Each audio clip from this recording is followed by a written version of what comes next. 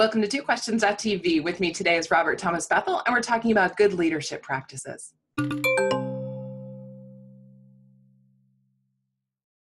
Welcome to TwoQuestions.tv. I'm Susan Baroncini-Moe. Joining me again today is Robert Thomas Bethel. He's the orchestrator of 77 business turnarounds over the past 50 years. His early successes and troubles in his career inspired his passion for taking over struggling businesses and making them profitable. And he's the author of this book, Strengthen Your Business, Fail-Proof Strategies from the Man Who's Rescued 77 Businesses. Hi, Bob. Welcome back to the show. Thank you. Thank you for having me back. I really appreciate it. Well, I would be a fool not to, because I would be a fool not to take advantage of such wisdom. Does this mean there will be additional requests to come on your show? Probably. Would you like to? I'd love to. I enjoy listening with you. I'm glad to hear it. I'm glad to hear it because you're one of my favorites. Really, well, thank you. My favorites. Well, you know, last time you were on the show, we talked about struggling businesses and business turnaround. And this time, as I was rereading your book, which I think is such a good book, and so, by the way, viewers, this is on my top list. This is highly recommended. I think it's great. And I thought this time we talk about some basic good business and leadership practices, because one of the things I realized as I read through your book is that there's some really fantastic and solid advice in there in that regard. And some might think, who doesn't know this, right? But I have clients and I have talked to, executives for, the last 25 years, and they don't know how to structure a meeting. It seems like a silly thing not to know, and yet here it is. So in the book, you do talk about meeting strategy, and you talk about when and how long and crafting an agenda. Could you share some of the things that you've learned along the way about the best ways to have effective meetings, and why is that so important? Sure. I think you've raised a great issue. It's something that over the years I have come to realize, after making lots of mistakes, Susan, that the vast majority of owners of small and medium-sized businesses really do not conduct a meeting that accomplishes the goals that they want to accomplish. Right. Here's what I've found, and I've asked this in every company that I've gone into. I've asked it of all of the employees, the team members. First of all, what do you think when you see the owner or CEO have a manager's meeting and one word comes out? Trouble. There's trouble. No. Okay.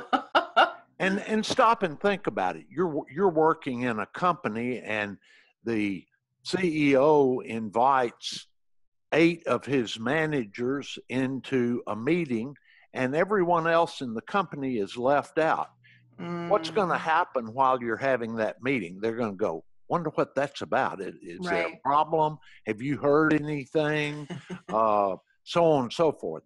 So number one, I came to realize very quickly that it is extremely healthy to have a company-wide meeting.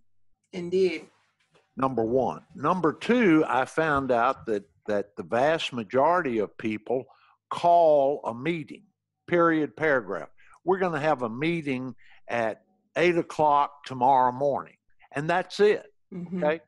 So in that meeting, if there are any, they don't have any idea what the meeting is about. So I found it's very smart to schedule a meeting about a week in advance, and here is an agenda that we're going to talk about. Right. Items 1 through however many. I also have found out that you lose the attention of people after about 15 or 20 minutes. Yes, we've learned that too. Yeah. And everyone's sitting around a table in a manager's meeting, and if you could look over their shoulder, they're making notes that, hey, I want to watch The Voice tonight, record at 8 o'clock. And you think they're sitting there and taking notes about what you're talking about. So I have found that put out an agenda, limit that meeting to about 30 minutes, and tell them Tell them Yeah. the meeting's going to last 30 minutes because one of your customers calls your sales manager and says, I need to get together with you tomorrow. Mm-hmm. Well, he doesn't know when he can get together because he doesn't know if the meeting's going to last an hour or 3 hours or whatever. So you say the meeting starts at 8. It's a 30-minute meeting. In that meeting, if someone brings up something that isn't on the agenda, Mm-hmm. you want to say, that's a great point. It's not on our agenda. We'll have another meeting and cover that, but let's stick to the agenda today. Mm-hmm. And by doing this, by laying out an agenda, everyone knows what the meeting is about. If they need to bring information, they'll bring it. Now, you call a meeting without an agenda, they come in and I say, Susan, what are your projections for the next 6 months? I don't have them. I don't know. I don't know. Can I go back to my desk? I'll email it to you. Yeah. So you interrupt the meeting. Everyone sits around and talks about last night's football game, so on and so forth. You want a clear, concise meeting. You want it as short as possible. Take the time to include all of your people. Yeah. And that doesn't mean that you can't have management meetings, but do so as seldom as possible. And again, I've found stand-up meetings, Mm-hmm. nobody goes to sleep, nobody drifts off, they're not laid back in their chair and doodling. So meetings with an agenda, meetings with a time frame, include everyone. That way no one feels. First of all, I realized after my first business failed, I hid the truth from my entire team. I didn't tell them. I was optimistic and so on and so forth. People know when a business is having problems or issues. They don't know when a business is doing really great. So if you share that information with your team, you're going to get a lot more out of them. And if I ask you right now, Susan, I'll tell you what, meet me in Washington, D.C. in front of the Capitol tomorrow morning. You and I are going on a trip. And I hang up the phone. My husband will have something to say about that. Well, probably. I'd probably catch some flack too. But how would you prepare for that trip? Well, you'd have no idea. Where you're going, what you're going to do, what to wear, so on and so forth. And the same thing applies with your team. You should use meetings to communicate with them on a real regular basis. It is, I think, one of the fundamental things about leadership. And after my first business failed and I had time to think about it, going into my next business, I saw that as a real flaw that I had done. So I thought, okay, I'm going to try it the other way. I shared everything. We had regular meetings. Everyone knew what the meeting was about. They knew the time frame. And suddenly, everyone was engaged and committed to our process because they understood it. Yeah. I think meetings serve a useful purpose in the culture of an organization, but I often feel like there are so many meetings that are held for team members just to report in on what they're doing. Yes. And I don't think that's particularly useful. I always think if it's something that requires a discussion, let's have a meeting. If it's something that can be reported by email, please do that. What do you think? I totally agree. And you can see how firmly I believe it in the fact that each and every business I come into, we put up whiteboards that report our progress to avoid exactly what you're talking about. Yes. We determine, we the team determine how is it we best can measure our progress and success. And Mm-hmm. depending on the type of company, it may be sales per day. If it's a manufacturing company, it may be products produced today. Typically, we end up with about 5 or 6 of these. I call it end of the day boards. Mm-hmm. And someone comes out every day and posts the results of the last 24 hours. Great. Yes. And those boards are in a break room or a hallway where the entire team sees it. Great. So if we predict, let's say, that we're going to produce 300 units for the month, and we're going to work 30 days, that says we're going to produce 10 a day to stay on track. Well, everyone walking through, it's the end of the day, and we typically post around 3 o'clock in the afternoon so everyone can see those boards before they go home. And Awesome. we're going to be one of 3 places. We're going to be above target, below target, or on target. But we don't have to have a meeting. No one has to send emails. Everyone in the company knows where we stand. Oh, I like that so much more than emails. That's great. We all have too many emails. Well, and if, I have senior moments where I delete emails and go looking back. So yes, those boards. And by the way, my son is our chief operating officer. We have a number of companies across the South, and I don't have to call someone. I don't have to call him on our companies, because each and every day they pull out their iPhone and they take a photograph, the on-site manager, of those boards, and they send it to me. Oh my gosh. I'm sitting here. I don't have to call someone. I don't need to get an email. I simply get the boards, the photograph of each of our operating companies, and I know exactly where we are. So, that ties back to what I call tail light accounting. Yeah. And that is looking back at last month's P&L. That doesn't tell us where we are, where we're going. My boards, I know exactly where we are, and we have great measurements. So it projects, for instance, in our apartment complexes. We have some large apartment complexes. We measure on a daily basis vacant units that are ready to rent. In other words, they've been refurbished. Upcoming over the next 90 days, people who are moving out, and people who have released their apartment.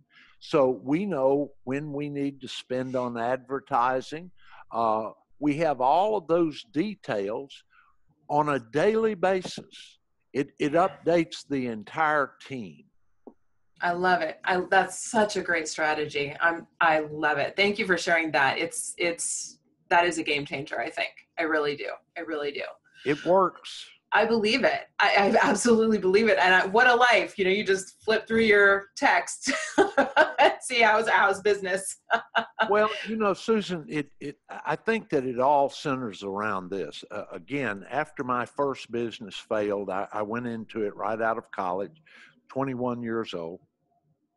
I came to realize something, that even though I was on the debt, even though all of the stock belonged to me, the fact of the matter is each and every company belongs to everyone who works there. And I'm not a communist, okay? But the fact of the matter is we are, in fact, a team. Each of the people working in that company depends on their paycheck to pay their mortgage, pay for their cars, educate their children. So they are owners as well, and we need to treat them like owners. We don't need to keep things from them. Such a good point. Let's talk for a minute, sort of to that end, about organizational charts.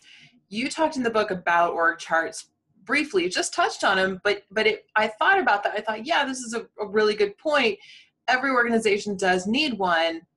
but a lot don't really follow them. And you talked about that, how, it's just somebody will jump down 4 levels and go talk to somebody. And the thing is, I've seen where these chains of command and bureaucracy can be incredibly efficient as well.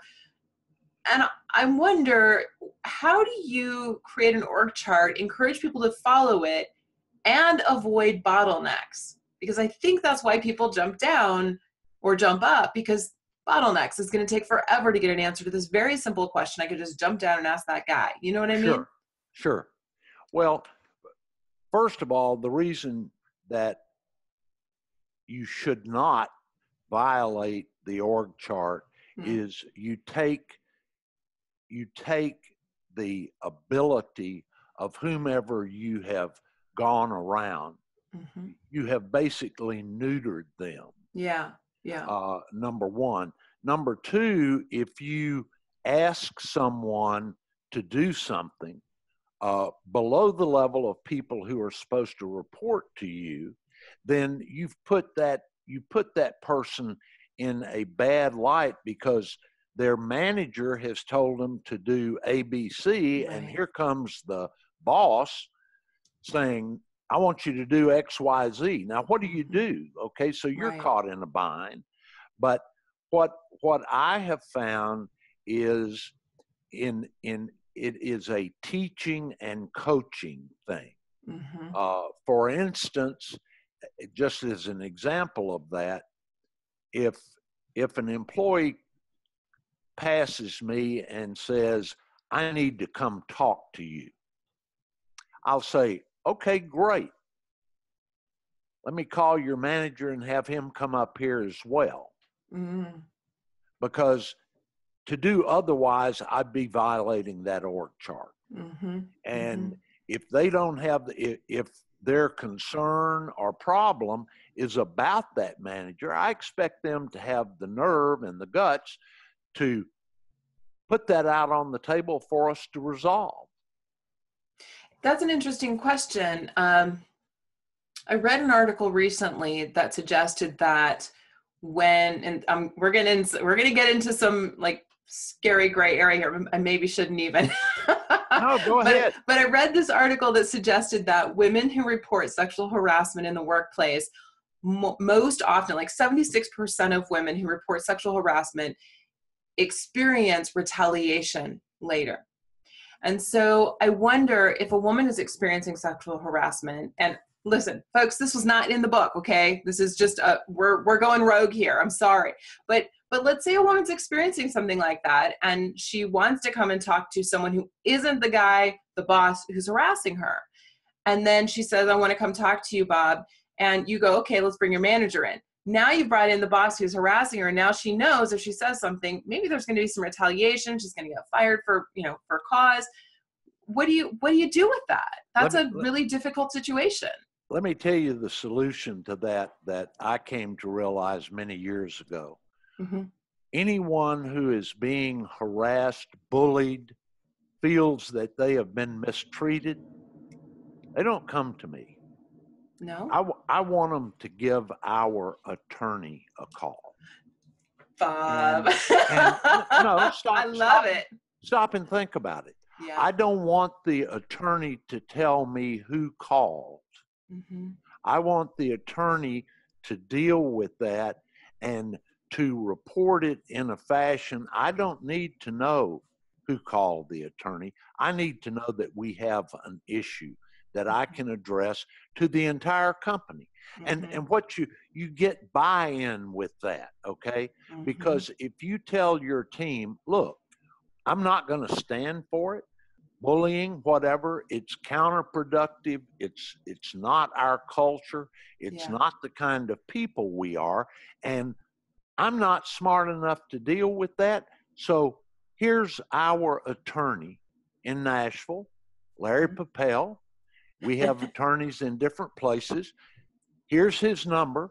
If you have any harassment, see any harassment, anything that is improper for what we want to do, I want you to pick the phone up and call him. And by doing that, then the attorney can call me and say, we have a problem. Someone has been sexually harassed, and then I can call a company meeting and say, our attorney got a call. I don't know who it was, but by God, we're not going to deal this way. I want the person who called to tell the attorney who was the one that abused. I want the attorney to pick up the phone and call that person and say, we had a harassment issue regarding you. Do you know who that might have been? And they're going to know. Then I want you to go apologize. And as the company's legal counsel, if I have another call about you, you'll be terminated. Yeah. Okay? So I have protected the person that has been wronged. We have addressed it with the person who did it. I don't know who it was. The company doesn't know who it was, but we have addressed it with a legal person that knows the do's and don'ts and make sure that it is handled correctly. Great. I like that. I like that. And I like that this is the thing that I think we miss so often is this heart and soul. And I don't know where it comes from, if it's an older generational thing, but there's a heart and a soul of, this is our character. This is who we want to be as business people. This is our culture. And our culture is a culture of integrity and of honesty and good. We're good people. We're not doing that stuff, and we're not going to stand for. I love it. More than anything else, I think that's what's lacking. And that's in the heart and soul of your book. Yeah. Well, thank you for that. But, I think you've hit upon a point. It is a cultural and a generation issue, because when I started in business about 300 years ago, no one thought anything about going into the office and putting your arm around one of the females, calling them honey or whatever. We honestly thought we were being nice. Right. Okay. And thank goodness that women have pointed out and have raised the issue to make us rethink that. And when we and I'll put it this way. I was born in 1944. Okay. I've lived in the South my entire life. I grew up as a child and a teenager in a totally segregated society. I'm not the smartest person on earth. I'm not close to it.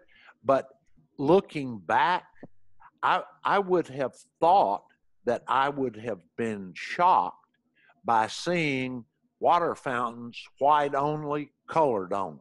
Okay. You would think in my teenage years, prior to the civil rights marches, that I would have said, wait a minute, Black people are not allowed in restaurants. They're not allowed in hotels. This is horrible. But the fact of the matter is, that's the way we were raised. And until the issue was brought to light, now I'm very embarrassed by the fact that I wasn't shocked by that. Okay. And I think we're seeing the same thing with progressive women today. They have raised the issue. They've pounded the table and said, guys, you got to be right. You got to listen. And people my age and younger look back and go, my God, we were such animals. Why didn't we? You see what I'm saying? Yeah. So I'm glad all of this is coming to light, and I think it will improve our culture by keeping that conversation open. And I think that it makes for a very, very healthy company, period. Yeah, absolutely. Absolutely. Bob, it is such a pleasure to have you on the show. I always enjoy you. And Well, thank you. it's just, I am inspired by your character. I just am. And it comes through so great in this book. Viewers, this is the book. So Bob, thank you for being on the show. And I look forward to having you back. Yes, I want to become a regular. You're an official regular. Yeah, you know, if you watch Morning Joe, they have the regulars come in. I want to be one of those with you, Susan. You get to be a regular. You just have to ask, and you did. So there Very you go. good. You're a regular. All right, viewers, here's the book. Don't worry, you'll see it again in a future interview with Bob. But in case you want to get your copy now, we'll have links down in the show notes for today. Thanks for watching. We'll see you next time.